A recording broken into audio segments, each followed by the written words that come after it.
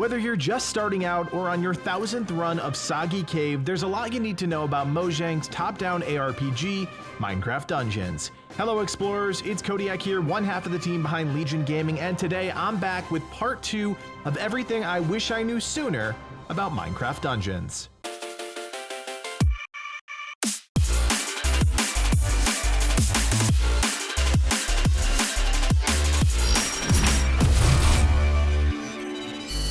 By now, you've probably heard about the blacksmith, that villager that sells you all sorts of weapons and armor.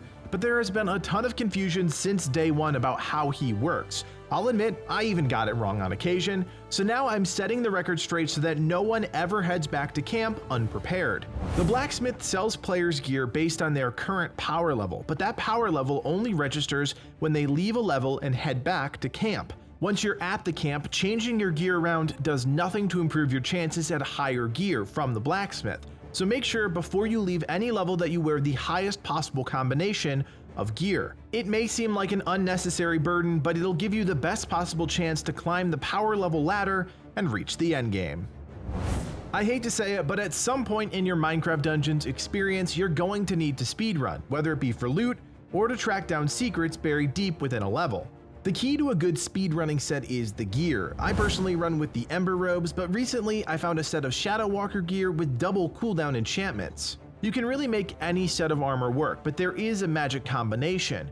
Your goal should be to find gear with damage reduction and ideally 2 cooldown enchantments. This will provide you with survivability and quicker access to your artifacts. In terms of those items, you'll want to use a combination of the Boots of Swiftness, Ghost Cloak, and Deathcap Mushroom. I still get questions daily about where to find the Ghost Cloak, so if you're still struggling to track one down, head to Creepy Crypt. This is a secret level unlocked in Creeper Woods, and if you need help with that, check out the video we already released on the channel.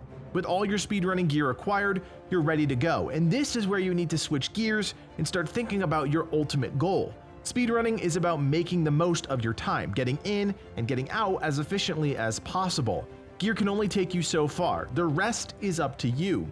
The key is to time out your artifacts and avoid fighting at all costs. If you have high enough cooldown reduction on your gear, you'll most likely be able to rotate your artifacts without delay, which gives you a permanent movement speed boost. No matter what your goal is, there is always a speedrunning solution, so if you've resisted up until this point, it may be time to change your tune and try it out for yourself. If you've been following Legion Gaming for any extended period of time, you're probably aware that we've covered a number of unique items. Throughout all those videos, I tried to be as fair as possible when judging the value of a particular unique. But the truth is, some are just better than others. ARPGs always have a meta, that is, a combination of things, in this case gear and enchantments, that make it far better than anything else in the game. Before the Jungle Awakens DLC, that meta was the Fighter's Bindings, with Radiance, Swirling, and Critical Hit. If you had that item with those 3 enchants, you could pretty much do anything in the game without fear of dying.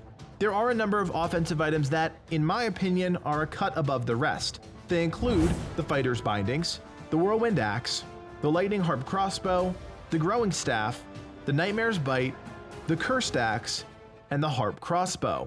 Now this is just my list, there are plenty of other decent weapons, but these are the ones that I've found myself using throughout my adventures. In terms of armor, this one really comes down to personal preference. Everyone has different thresholds when it comes to survivability versus mobility, but if you did want my opinion, I'd say the following were my top picks in terms of defensive gear: the Wither Armor, the Stalwart Armor, and the Splendid Robes.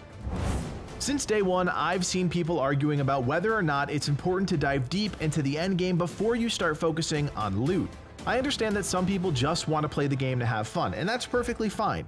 But the truth is, you're doing yourself no favors by wasting time in default or adventure mode. At this time, there is no way to increase the power level of your gear, which means you'll end up salvaging things sooner rather than later.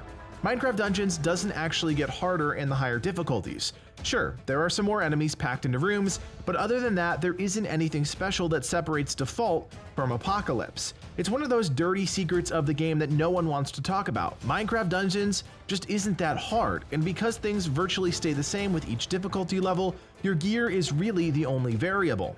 I don't want anyone to think that pushing deeper into the game is required.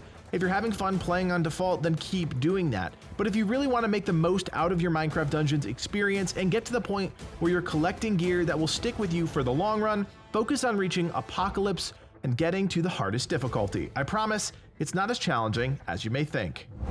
Now this next trick is not going to shock anyone, but the video is called Wish I Knew Sooner, which is why I'm including it today. Minecraft Dungeons gives you access to two different maps, an overlay style map and a full map which details how many chests and secrets are up for grabs. But the challenge is, the game doesn't do a good job showing you how to get to each map respectively. This is more of a problem on consoles than anything else. Regardless of what system you play on, to access your overlay map, simply tap your map button. But if you want to see the full map, hold down the map button for a second or two. It's a silly thing, but one that we still get questions about all the time. Hopefully this video helped a few of you with your Minecraft Dungeons adventures. If you do have any questions, feel free to leave them in the comment section below. Liv and myself do our best to answer any questions we see. We also invite you to join us on Discord. Our community of over 5,000 members is filled with hundreds of Minecraft Dungeon fans willing to help out and lend a hand. Finally, if you like our videos and want to support Legion Gaming even more, stop by our Patreon page. A few bucks gets you some awesome rewards like custom art and access to our private server, so be sure to check it out. My name is Kodiak, and from everyone here at Legion Gaming, thanks for watching, and play on.